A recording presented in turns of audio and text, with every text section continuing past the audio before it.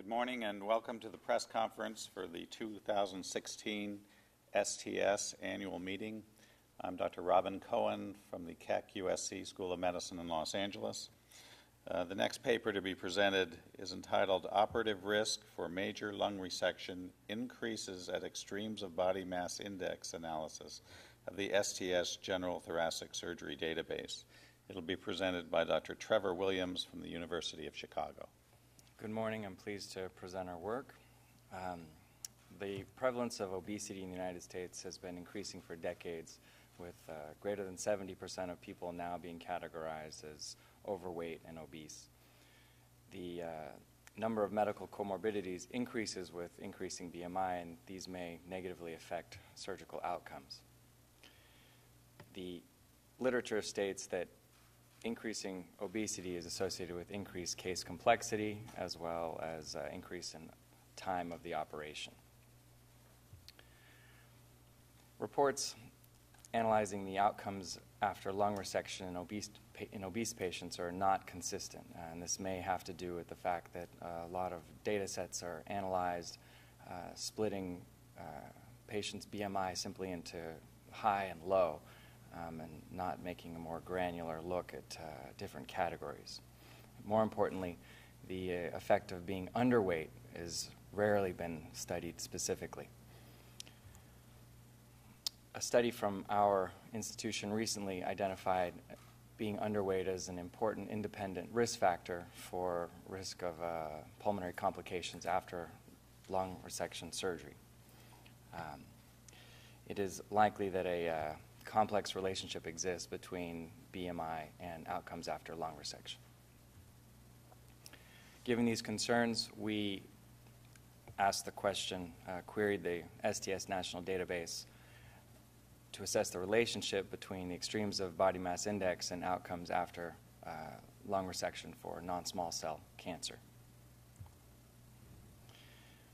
The query included all patients greater than age 19 who underwent major lung resection. That was an anatomical resection from 2009 to 2014. Extended resections such as chest wall resections and resecting the main airway or greater such operations were excluded, as were small wedge resections or non-anatomical resections. Outcomes included mortality and complication categories including pulmonary, cardiovascular, infectious, surgical, and other. In addition, we created two composite variables called any major postoperative complication and any postoperative event, which is just any complication that was listed to the database. Patients were classified according to 6 World Health Organization categories for BMI, and as you'll see, nearly 2/3 of patients were classified as overweight or obese, and a minority of patients were in the categories of interest, underweight, and obese 3.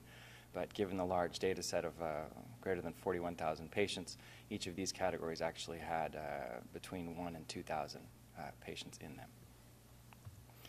Looking at some of the variables, demographics, women were more commonly represented in the underweight group and in the obese 3 group.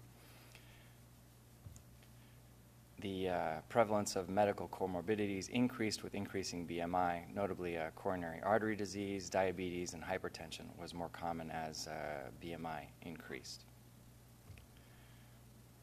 The prevalence of chronic obstructive pulmonary disease, so chronic lung disease, was more common in underweight patients, greater than 50%, and seemed to decrease with increasing BMI. Individual lung function parameters were also associated with BMI. We look at the forced expiratory volume in 1 second, a percent, and a diffusing capacity as markers for patients' ability to tolerate surgery, and they both seem to be lowest in the underweight patients. The forced expiratory volume in 1 second seemed to decrease somewhat in the more obese categories, which is a known phenomenon, but diffusing capacity did not decrease in the more overweight categories. Smoking status was also inversely related to weight. The underweight patients were more often smokers and decreased with increasing obesity. Surgical approach was about 50-50. Open resection versus minimally invasive thoracoscopic resection was seen approximately 50% of patients overall, one versus the other. There was a slight increase in open approach for lung resection in the more overweight patients. Most of the operations were performed for stage 1 disease or early cancer. A minority of cases were for more advanced stage 3 disease, but the stage distribution was not different based on BMI category. The postoperative length of stay was highest in the underweight patients and decreased with increasing BMI. This is a univariate analysis and looking at all of the outcomes together. Most of the BMI categories were relatively similar. There was a striking difference between all of the BMI categories together compared to the underweight patients. The underweight category had a higher risk of complications for pulmonary complications, infectious complications, surgical complications, and any postoperative event. We then performed a multivariable analysis where we adjusted for known confounders that have been identified for a lung resection. And you can see here that BMI is associated to overall pulmonary complications, major complications, and any postoperative event. And there is a borderline significance of effect on mortality. Looking at pairwise comparisons, you'll notice that the normal weight category is not listed here. That is the reference category. So pairwise comparison is listed for each category to the normal weight category, and the underweight and the obese 3 categories have an elevated risk profile compared to the normal weight categories. And in comparison, being overweight was somewhat protective. There was a substantially reduced odds ratios for complications in the overweight patients compared to the normal weight patients, much less overweight compared to underweight, which is the comparison is not strictly made.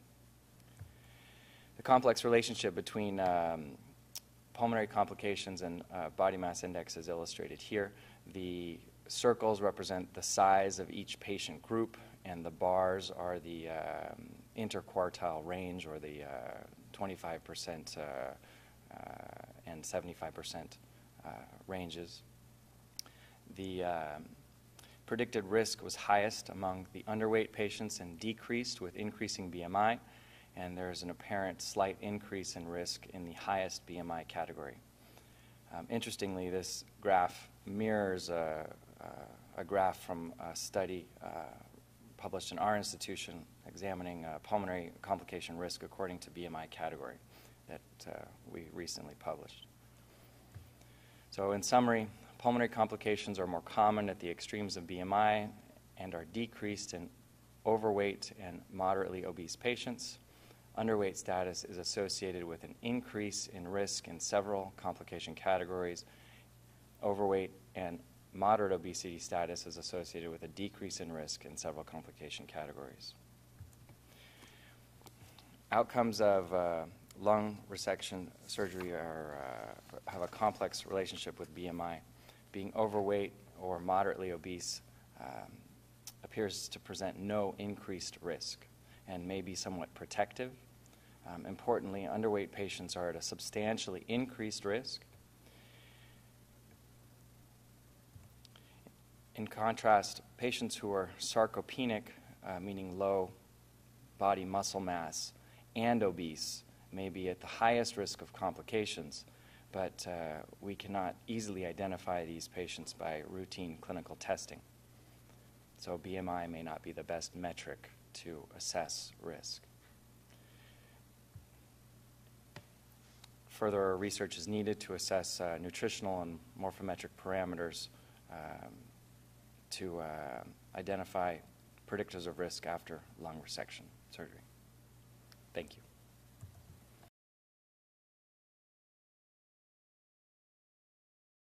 Hi, Ed Sussman with Oncology Times. Regarding the underweight individuals in your study, is it possible that these patients are underweight because they have multiple comorbidities rather than they're physically fit? So, the underweight patients likely do have various comorbidities, but when we're analyzing the data, we're controlling for a large number of comorbidities. So this table here is looking at the body weight categories, adjusting for all of these comorbidities. That's the strength of having 41,000 patients to look at, is that you have the ability to compare same and same. Does the database tell you whether these people are, what you'd say physically fit, or, how they got to the various weight levels? No. So what you're, I think, asking is whether or not the underweight patients are frail. And, there are various definitions of frailty. One of the more common ones has to do with metrics that are not captured in the STS database, such as grip strength, fatigue. We do capture a recent weight loss, but some of the objective parameters are not garnered. So, being underweight, being frail, being sarcopenic, all of these overlap somewhat. I have two questions for you. What message, based on your data, do you want primary care physicians and patients to know based on your findings? I think that one of the more interesting findings just simply has to do with our preconceptions about obesity, and that, even in the highest obesity category, the risk is somewhat similar to what we call a normal weight patient, and that people between a body mass index of 25 and 40 are at a lower risk than our conventional normal weight patients. So when you get to an extreme obesity, I don't think that it's a big surprise. Most patients coming in with who are very overweight will intuitively believe that they are at somewhat of an increased risk. Occasionally you might find somebody who you have to explain, yes, your weight is going to put you at a little bit higher risk for complications. I think that the real important message for us as surgeons is that the underweight patients are at extreme risk, and maybe we need to be thinking about trying to put people who are underweight into some kind of an exercise regimen and health, fitness, something before even sending them to the surgeon, because we have difficulties in identifying a patient who has cancer, and now I need to get that cancer out of them before it grows, right? So we know that a certain short period of time goes by and people are upstaged, depending on the cancer aggressiveness. Whereas if the patient is in the primary care physician's office and the thought comes to their head that they might need surgery, and they're aware that the patient is, a little bit on the frail side, a little bit weaker, initiating some physical therapy referral, getting them to say you need to start walking a mile a day, getting them to actually start the process of trying to increase their physical resilience before they even go see the surgeon is probably a very good way to increase our outcomes. And what is the next step for you as a researcher and thoracic surgeon? So this picture at the end that we alluded to here, so all of these people are the same size looking at them, and maybe their BMIs vary a little bit, a few points, if you will. Muscle is supposed to be a little bit heavier than fat. But, certainly there are some people that it's going to be very obvious. You're debilitated, you don't walk, you can't take care of yourself, you're in a facility or something like that. But there are people who I think it's not going to be so obvious. And so we've been doing some work based on trying to generate a new metric. All of these people are getting scans. And so a CT scan is a cross-section through the body that is able to give you some reproducible, consistent data on a paraspinal muscle size or a psoas muscle size.